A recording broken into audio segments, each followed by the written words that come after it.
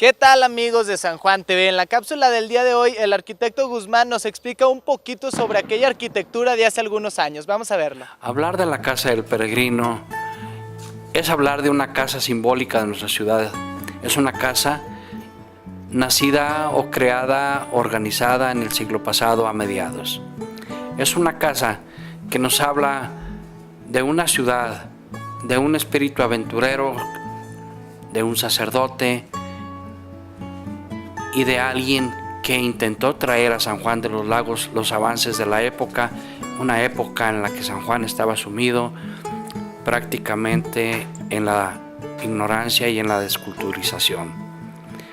Un sacerdote que, trayendo los avances de la época, nos muestra una mezcla de una arquitectura híbrida, de una arquitectura que nos trae reflejos afrancesados, de un modernismo que allá había pasado y que en San Juan llegaba como una inmensa novedad. Aún en esta casa podemos ver los reflejos de estampas de la colonia mezclado con paisajes y pinturas vividos dentro de los museos, quizás del Vaticano, quizás de Roma. Encontrarse con esta casa es encontrarse con arquerías que por un lado nos recuerdan nuestras casas coloniales y por otro lado imágenes que no pertenecen a nuestra ciudad, imágenes de faunas exóticas y de un barroco y de un gótico mezclado que hace de esta casa ecléctica una casa extraordinaria, que más que por otra cosa es porque nos demuestra la pobreza de una época a mediados del siglo pasado en donde era tan pobre y tan alejada nuestra cultura.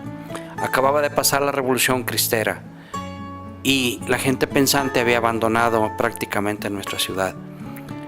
Las muestras y la cultura traída con los avances de la época no existían. Eran pocas las personas capaces de poder viajar y entre esas personas estaban los sacerdotes.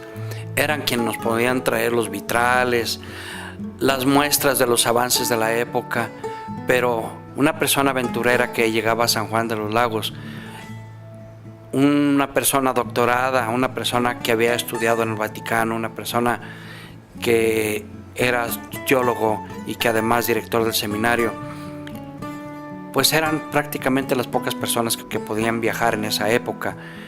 Sin embargo, traían la cultura de sus propios pueblos de nacimiento y nuestra colonia. Entonces vemos muestras de la colonia, de la arquitectura colonial, mezclada con ese clasicismo. Vemos los cristales quizás de Venecia, vemos la platería y vemos las vajillas que muestran una mezcla entre la cultura de nuestra colonia en medio de las alacenas y el formato europeizante. Esta es la imagen de una casa enclavada en una ciudad que se detenía en el tiempo y que tenía tan poquísimas muestras de avance de arquitectura actualizada.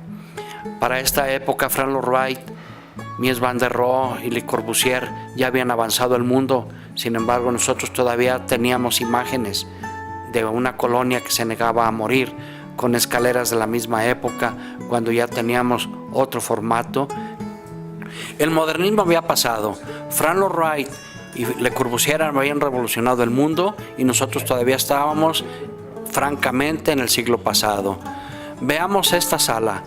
Esta sala contempla totalmente el espíritu del personaje que la provocó. Estoy hablando del sacerdote Silverio Hernández Rizo, sacerdote que fue director del seminario, quien también escribiera algún libro de historia de Nuestra Señora de San Juan y que generara para esta ciudad esta casa, único ejemplo de un avance pobre, triste, pero muy simbólico para esta ciudad de San Juan de los Lagos. Gracias, familia Rodríguez, por permitirnos entrar a su casa. Gracias por permitirnos mostrar esta vivienda a nuestra ciudad, única muestra de vivienda del siglo pasado en su estilo. Para que esta construcción se encuentre así de tal manera como nosotros la vemos, fue necesario mucho sacrificio y mucho esfuerzo. Siempre muy importantes las cápsulas del arquitecto, solo me resta darles las gracias y desearles bonito día.